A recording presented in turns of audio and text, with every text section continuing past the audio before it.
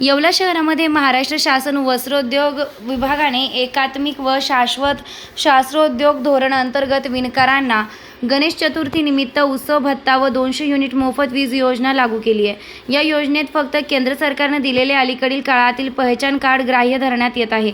अनेक वर्ष काम करणारे अनेक हातमाग विणकर या योजनांपासून वंचित असून त्यांच्याकडे महाराष्ट्र शासन वस्त्रोद्योग विभागाचे विणकर कार्ड आहे, तर काही विणकरांकडे हस्तशिल्प, हँडीक्राफ्ट व वस्त्रोद्योग आयुक्त यांचे विणकर कार्ड आहे। हे सर्वच विणकर वरील गणेश चतुर्थी निमित्त उत्सव भत्ता योजनेत 200 युनिट मोफत वीज योजनेत समाविष्ट करायची मागणी येथील विणकरांनी केली आहे।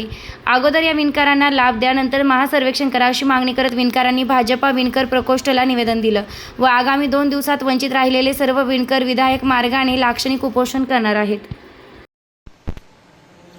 नमस्कार, मी येवल्यातील हातमाग विणकर आहे, सर्वसामान्य विणकर आहे आणि एकात्मिक शाश्वत वस्त्रोद्योग धोरणाच्या अंतर्गत 2023 ते 28 या अंतर्गत शासनाने योजना राबवलेली आहे विणकरांसाठी। त्यासाठी विणकर उत्सव भत्ता आणि 200 युनिट वीज बिल मोफत अशा योजना दिलेल्या आहेत। परंतु एकात्मिक शाश्वत वस्त्रोद्योग धोरणामध्ये जे पहचान कार्डवाले आहेत त्यांनाच तो लाभ मिळालेला आहे। राज्य सरकार आणि हस्तशिल्पाचे जे कार्ड आहे त्या लोकांनी प्रस्ताव दाखल केलेले आहे। आमचे प्रस्ताव दाखल होऊन त्यामध्ये याद्यांमध्ये सर्व लोकांचे नावं आलेले आहेत आणि ते सर्व लोक त्या उत्सव भत्ता आणि 200 युनिट वीज बिलापासून वंचित आहे। यापूर्वी जे 2000 विणकर आहे त्या मागच्या वर्षीचाही त्यांना लाभ मिळालेला नाही आणि यावर्षी त्या लोकांचे फॉर्म घेतले जात नाही आणि त्याचा लाभही मिळालेला नाही आहे। तरी सरकारने याची नोंद घ्यावी आणि आमच्यासारख्या गोरगरीब विणकरांना, सर्वसामान्य विणकरांना या योजनेपासून वंचित ठेवू नये अशी माझी विनंती आहे। मी पिढीजात विणकर असून आज विणकरांचे नवीन संरक्षण कार्ड चालू आहे, पण जोपर्यंत आमचे विणकर कार्ड जे जुने विणकर आहे त्यांचे होत नाही तोपर्यंत ते थांबवण्यात यावे आणि आम्हाला जो गणेश भत्ता तो मिळावा ही आम्हाला विनंती। आज विणकरांनी इथे बैठक आयोजित केली आणि आम्हाला आमंत्रित केलं।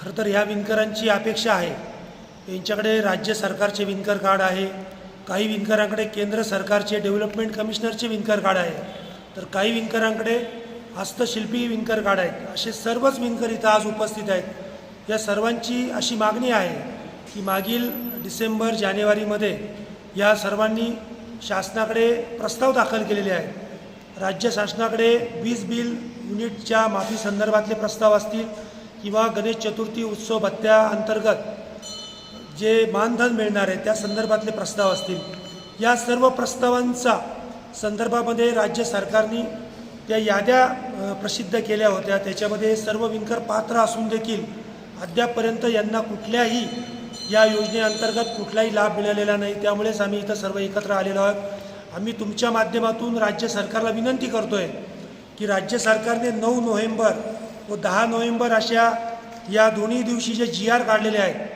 त्याच्यामध्ये गणेश चतुर्थीनिमित्त 5 पारंपरिक वस्त्रोद्योग क्षेत्रातील प्रमाणित व नोंदणीकृत विणकरांना उत्सव भत्ता योजना असेल किंवा हातमाग विणकर कुटुंबांना प्रतिमाह 200 युनिटपर्यंत मोफत वीज देण्यासंदर्भातला GR असेल। या दोन्ही GRमध्ये राज्य शासनाने जी एक अट टाकलेली आहे की ह्या ज्या विणकर व्यक्ती आहेत यांना केंद्र शासनाचे अलीकडील विणकर कार्ड आवश्यक आहे।